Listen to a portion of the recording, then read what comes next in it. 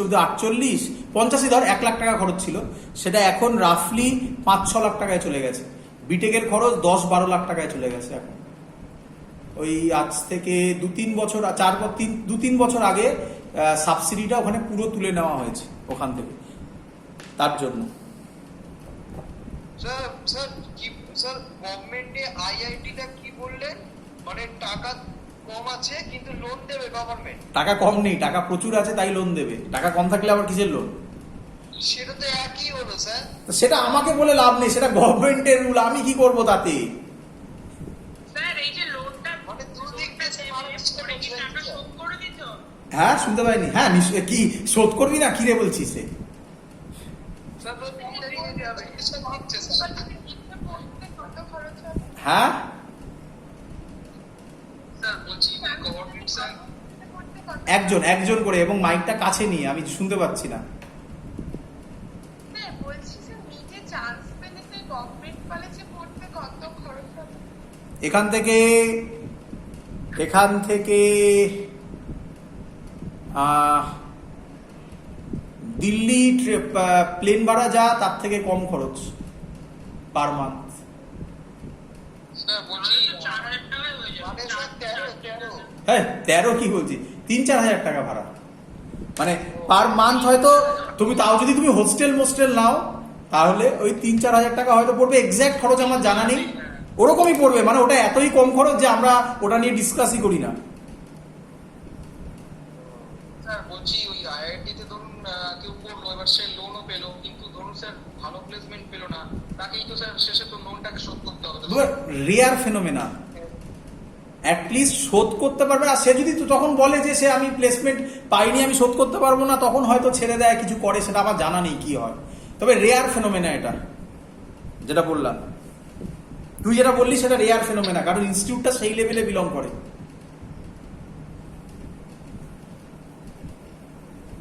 Clear? এগোই। মানে sir মানে সব থেকে মানে কম মানে ফিজের যে প্লেসমেন্টটাও পায়, তাতেও মানে মোটামুটি লোনটা শোধ করে দেওয়ার মতো প্লেসমেন্ট পেয়ে যায়। বাবা লোন নিয়ে ভাবে না কেউ। আইআইটিতে পড়ার পর লোন নিয়ে কেউ ভাবে না। ওখানে মিনিমাম প্যাকেজ হয় 1 lakh rupees per month. Minimum, মানে মিনিমাম বলা ভুল, ওটাই ধরে রাখ, রাফলি চল, ওটাই ধরেই চল। মিনিমাম মানে খুব খারাপ বললাম, খুব খারাপ, ভয়ঙ্কর খারাপ। 1 লাখ রুপিস? হ্যাঁ স্যার 1 লাখ রুপিস বললে?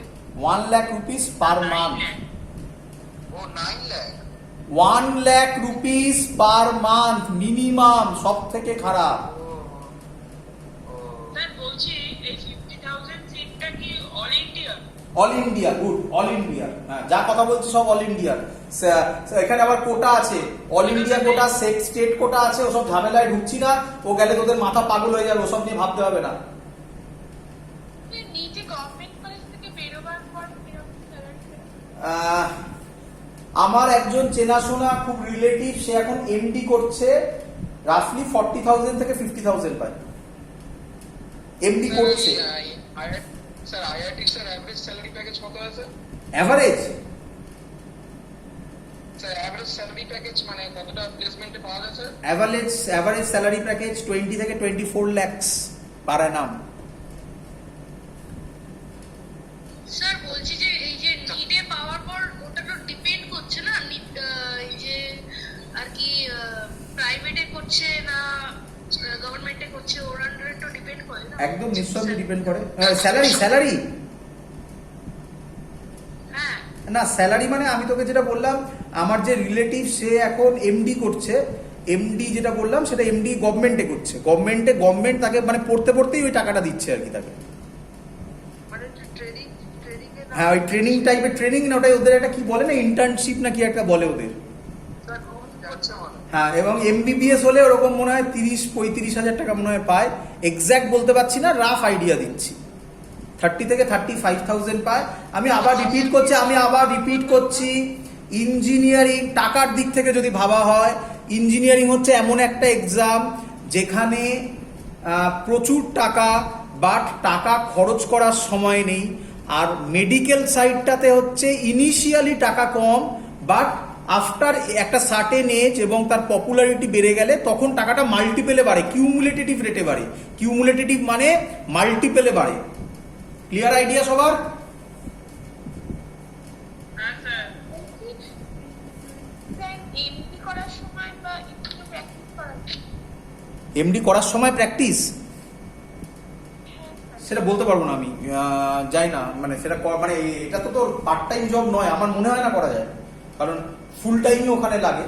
যাই না, আমি সেটা জানি না, যদি হয় আমি জানি না। চলো সবার এত অব্দি আশা করি ক্লিয়ার, সবার এত অব্দি আশা করি ক্লিয়ার, সব বলে দিয়েছি, সব বলে দিয়েছি। স্যার আজকে আর বলবে?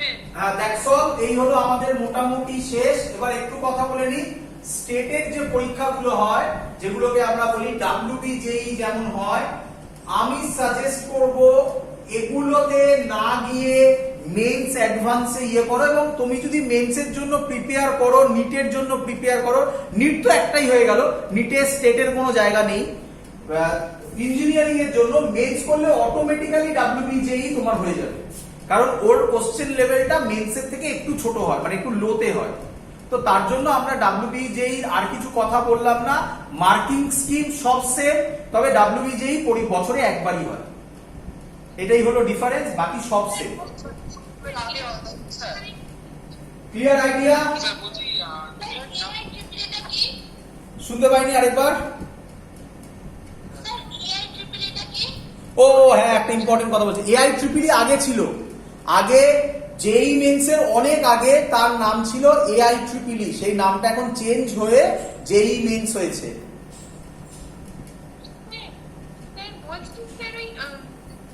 আচ্ছা, আরে ইম্পর্টেন্ট কথা বলিনি, আগে সেটা বলে নি, ইম্পর্টেন্ট কথা বলে নি। ও আমাকে মনে করিয়ে দিয়েছে কত পেতে হবে ফর নিট। মেন কথা বলেনি একদম। নিটের জন্য ফর গভর্নমেন্ট কলেজ, এখানে তো আর কিছু মাইনে রাখে না কোন কলেজে পড়ছি, গভর্নমেন্ট কলেজ হলেই হলো। গভর্নমেন্ট কলেজের মধ্যে যেটা সব থেকে বেশি ইম্পর্টেন্ট, মানে গভর্নমেন্ট কলেজ, তার জেনারেল যদি বলি, সেফ সাইড বলছি একদম, এটা পেলেই হলো 540, ওবিসি 535,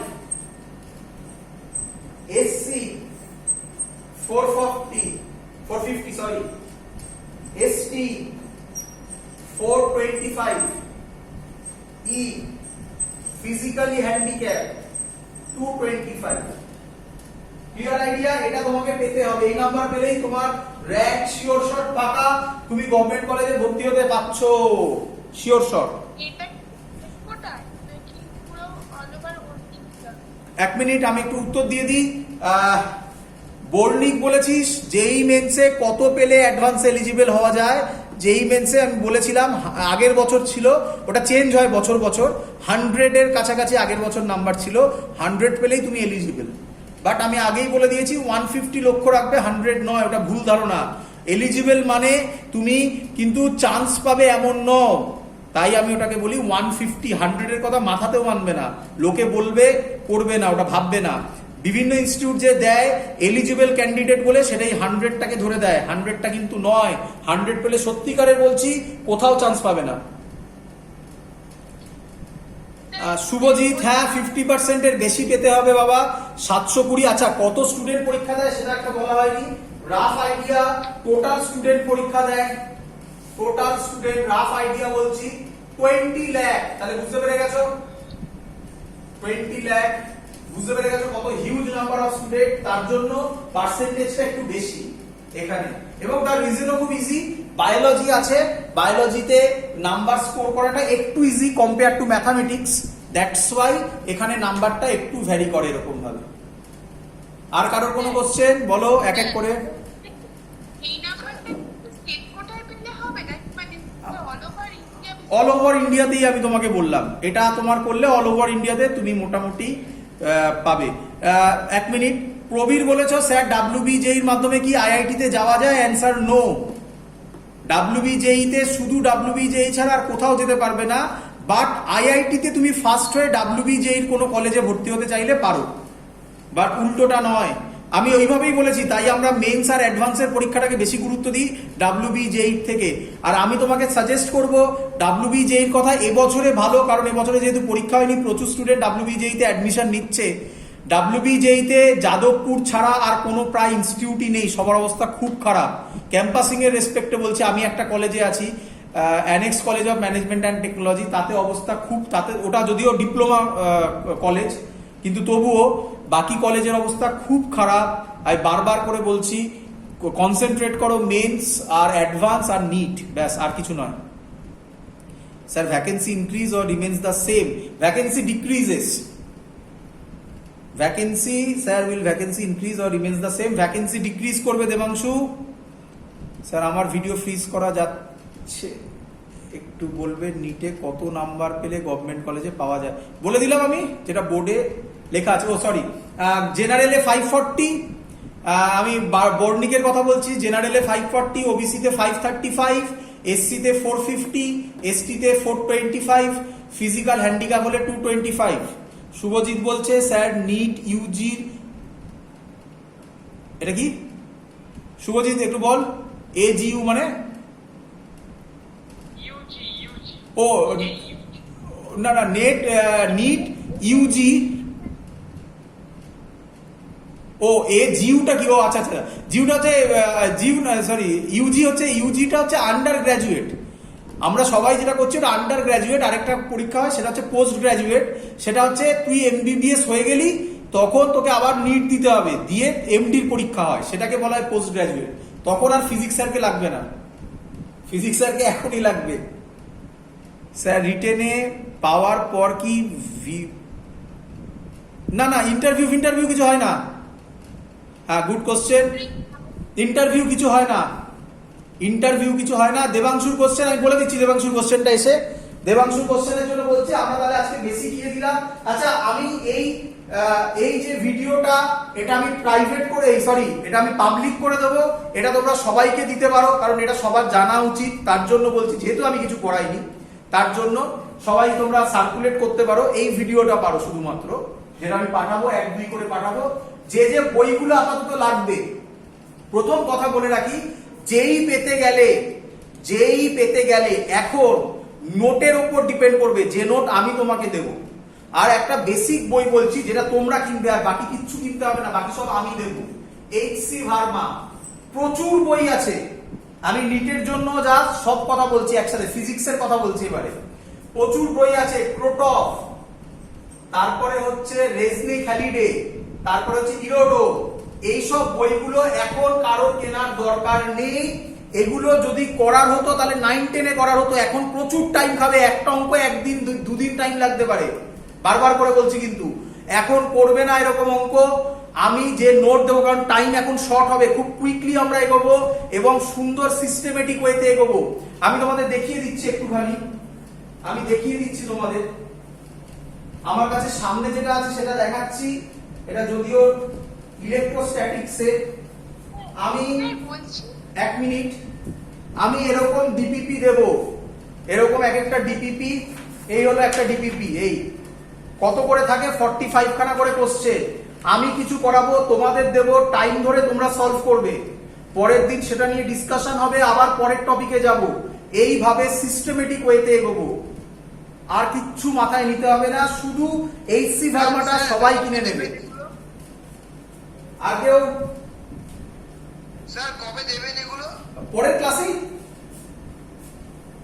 পরের ক্লাসেই দেবো। 1 মিনিট। কেউ কিছু বলছে স্যার আইজার ও IISC তে অ্যাডমিশন পেতে গেলে কি কি পরীক্ষা দিতে হয়? ভালো কথা, হ্যাঁ, KVPY দিতে হয়। KVPY এর ব্যাপারে কিছু বলার নেই আমার। KVPY এর ক্ষেত্রে যে পরীক্ষাটা হয় সেটা বছরে 2 বার হয়, একবার 11-এ হয়, একবার 12-এ হয়।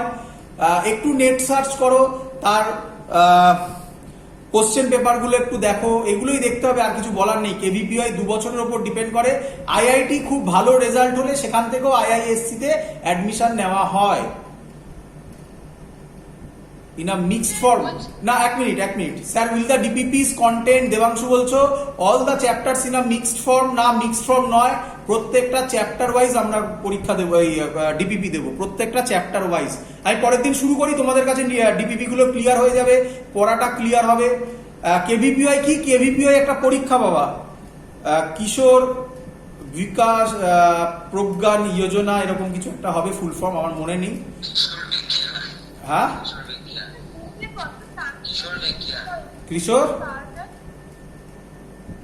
হ্যালো, বিজ্ঞান, হ্যাঁ ওরকম কিছু হবে। বল, হ্যাঁ নেক্সট বল।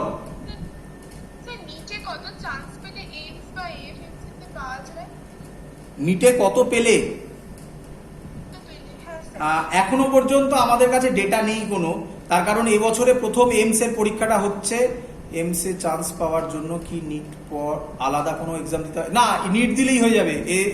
এইমস এ আলাদা কোনো পরীক্ষা দিতে হবে না, শুধু নিট দিতে হতে হবে। রাফলি ধরে রাখো 600 এর কাছাকাছি নাম্বার আশা করছি। এখনো পরীক্ষা না হলে বলতে পারছি না, কারণ এখনো পর্যন্ত কোনো ডেটা নেই আমাদের কাছে, এবছর প্রথম।